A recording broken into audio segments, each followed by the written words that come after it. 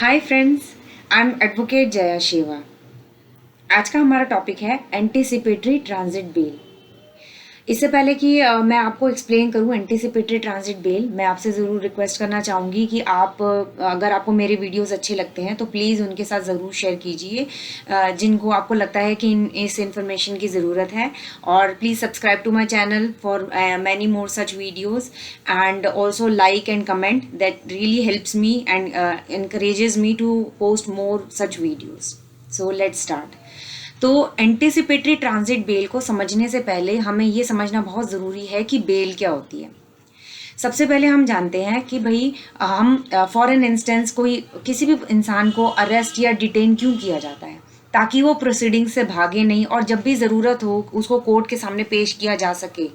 ठीक है, तो पर अगर हमें ये पता है कि भाई अगर ऐसा कोई श्योरिटी मिल जाता है या ऐसा श्योरेंस हमें मिल जाता है कि इस इंसान को डिटेंशन की ज़रूरत नहीं है या इसका क्राइम को इतना बड़ा नहीं है कि इसको अरेस्ट किया जा सके, अरेस्ट किया जाना कंपलसरी हो, तो ऐसे इंसान को बेल मिल सकती है।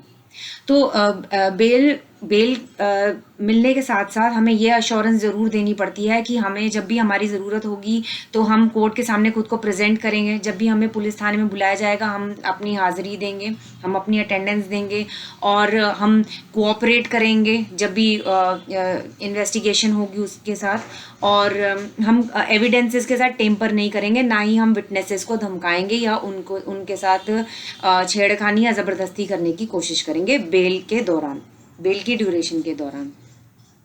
तो एंटीसिपेटरी बेल के बारे में मैंने एक और एक्सप्लेन करने का वीडियो भी बनाया है, तो आप प्लीज़ उस वीडियो को देखिए तो आपको और अच्छे से बेल के बारे में समझ में आएगा।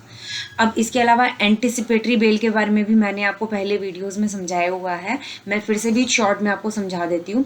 एंटीसिपेटरी बेल क्या होती है कि जब किसी को ऐसा लगता है कि मेरे खिलाफ कोई एफआईआर दर्ज हुई है या कोई केस फाइल हो रहा है और मेरा अरेस्ट कभी भी हो सकता है या मेरे खिलाफ कोई भी फर्जी केस फाइल किया जा सकता है, तो मैं एंटीसिपेटरी बेल के लिए अप्लाई कर सकती हूँ। एंटीसिपेटरी बेल के लिए हमें हाई कोर्ट या courts of session of the respective jurisdiction में अप्लाई करना पड़ेगा और हमें ये कोर्ट को विश्वास दिलाना पड़ेगा कि जो हमारा एंटीसिपेशन है या जो हमारा सस्पिशियस है वो जायज़ है।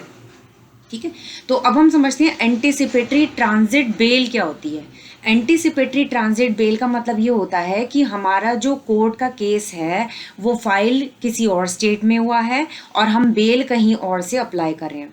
फॉर एन एग्जाम्पल, अभी आपने रिसेंटली एक केस सुना होगा टूल किट केस के लिए, जिसमें जो शांतनु मुलू हैं उनके खिलाफ केस फाइल हुआ है टूल किट केस के लिए। तो उन्होंने एंटीसिपेटरी ट्रांजिट बेल के लिए अप्लाई किया।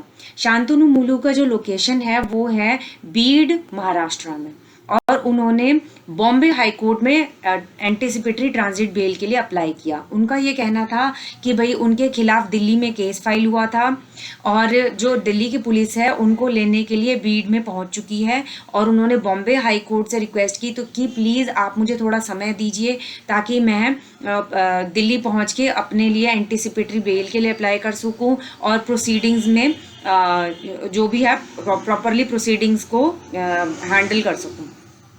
तो बॉम्बे हाई कोर्ट ने इस चीज़ को मद्देनज़र रखते हुए उनको एंटीसिपेटरी ट्रांजिट बेल प्रोवाइड करी। तो ट्रांजिट बेल का मतलब ये है कि मेरा केस फाइल दिल्ली में हुआ है, पर्टिकुलर नॉट स्पेशली दिल्ली में, if we take consider this case, तो मेरा केस दिल्ली में फाइल हुआ है और मैंने एंटीसिपेटरी बेल की एप्लीकेशन बॉम्बे हाई कोर्ट में डाली है।